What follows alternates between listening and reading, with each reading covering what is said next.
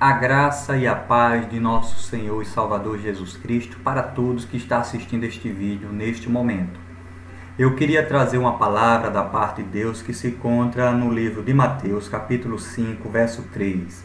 Mas há necessidade de eu ler o verso 1. Jesus, vendo a multidão, subiu ao monte e, assentando-se, aproximaram-se deles os seus discípulos. E, abrindo a boca, os ensinava, dizendo: Bem-aventurados os pobres de espírito, porque deles é o reino dos céus.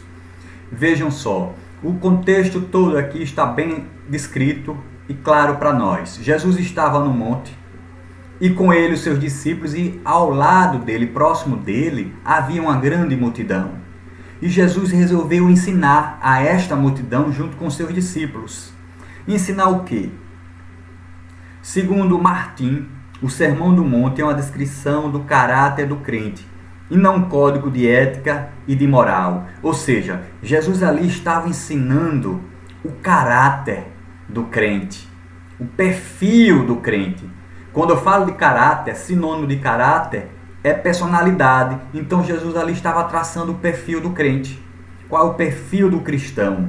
Não estava tratando de uma questão de ética ou moral, que é algo externo. Não, mas ele estava tratando do interior do cristão.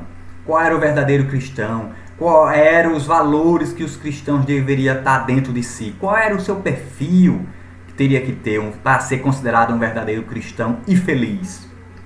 O grande alvo que a humanidade busca é a felicidade. Todo mundo quer ser feliz, sim ou não? Claro! O mundo inteiro anela obter a felicidade. E é isso que Jesus Cristo estava ensinando àquela multidão e aos seus discípulos. Bem-aventurados. A palavra bem-aventurado quer dizer feliz. Feliz é aquele que é pobre de espírito. A pobreza aqui de espírito, meus amigos e irmãos, não é a pobreza material, financeira, não. É o pobre de espírito interiormente. O espírito aqui é o espírito do homem, o interior do homem. O espírito é com letra minúscula, então está se referindo ao espírito do homem. O homem tem que ser dependente de Deus, reconhecer que ele depende de Deus plenamente. Trata-se de uma transformação que se verifica no âmbito do espírito. Isaías 57:15 diz o seguinte: Assim diz o alto e sublime, e que vive para sempre, cujo nome é santo, habito no lugar alto e santo, mas habito também com contrito e humilde de espírito. Olha só quem vive com Deus. Era isso que o próprio Jesus estava se referindo, ensinando no Sermão do Monte, fazendo alusão ao profeta Isaías, que quem vive no alto, sublime, no santo dos santos, com Deus, é o próprio humilde de espírito. O próprio Senhor Jesus disse: porque deles é o reino dos céus. Para ir para o reino dos céus não pode ter orgulho, porque o orgulho é a própria essência do pecado. Veja o que diz Provérbios 16:18. O orgulho vem antes da destruição. Irmãos, o orgulho não leva ninguém a nada, não leva a lugar nenhum. Tem que ser pobre de espírito. Esse sim leva a Deus. Isso, pois, é o que se deve entender por humildade de espírito.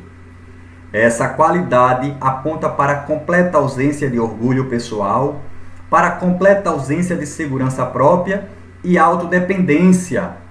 Ela indica a consciência de que nada representamos na presença de Deus. Esse é o pobre de espírito. O pobre de espírito reconhece que diante do seu Deus, ele não é nada. Deus que é tudo em sua vida. E vale ressaltar que esse pobre de espírito não é só na presença de Deus não, irmãos, mas em tudo que ele faz na sua vida. Ele tem a completa convicção e a consciência que depende de Deus. É a tremenda tomada de consciência de nossa própria nulidade. Olha só, nulidade.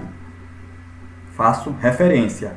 Quando chegarmos a enfrentar Deus face a face. Isso é humilde de espírito. É a sua completa nulidade, a quebra do seu eu. Não existe mais o Wesley. O que existe agora é Cristo na vida dele. A vida que agora levo na fé no Filho de Deus que muito me amou e se entregou por mim. Esse é o humilde de espírito, que reconhece que é Deus na sua vida e que sem ele não pode nada. É a completa quebra do eu. Que Deus te abençoe neste momento.